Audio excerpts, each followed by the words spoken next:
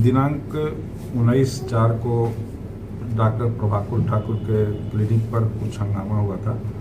उस हंगामे के दौरान झोपड़पट्टी और ठाकुर जी के कुछ जो गुंडे तत्व के समर्थक लोग थे उनके बीच में मारपीट की घटना हुई। उसके पश्चात फिर फायरिंग हुई। फायरिंग के बाद अजीत महतो जख्मी हुए एवं इलाज के क्रम में उनकी मौत हो गई थी।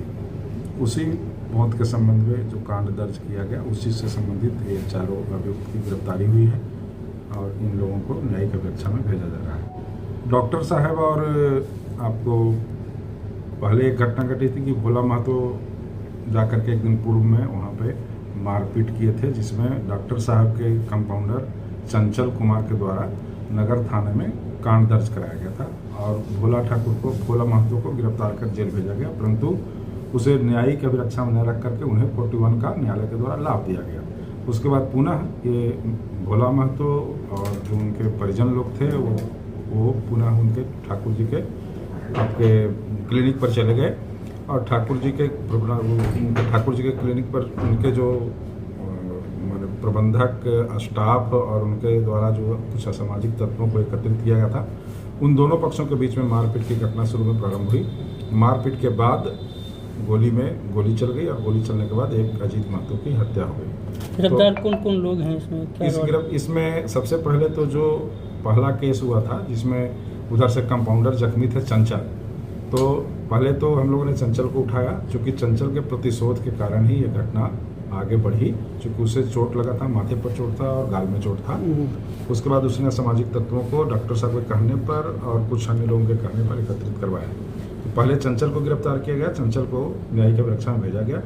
उसके बाद तकनीकी साक्ष्य के आलोक में जो गिरफ्तारी हुई है वो पहला हुआ है चंदन कुमार हैं, ये नया गाँव के रहने वाले हैं। दूसरा संतोष कुमार हैं। तीसरा आपके हैं आज़ाद, अजीत उर्फ आज़ाद, और चौथा है काजू।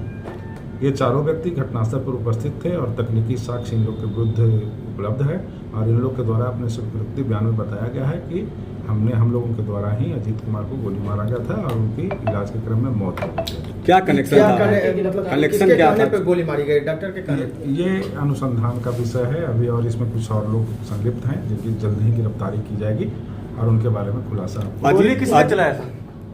गोली चलाने वाले में एक आपको अभी 1-2 दिन में हम रिजल्ट देंगे। इसमें एक चंदन सिंह जो है मुख्य रूप से माने बॉस हैं और इनके ऊपर भी एक बॉस हैं जिनको हम खुलासा 2-3 दिन के अंदर में वो भी कर देंगे। क्या चंदन का क्या कनेक्शन था अजीत से? सर बाहर के लोगों को बुलाया गया, ये प्लानिंग के साथ। क्योंकि 18 तारीख को मारपीट हुई थी झोपड़पट्टी और उनके कंपाउंडरों के बीच में, तो उसको लेकर के झोपड़पट्टी वालों के द्वारा भी वहाँ पे धमकी दी गई थी। 25 तारीख को जो मृतक के द्वारा भी धमकियाँ दी गई थी कि यहाँ पे गोली चलेगी।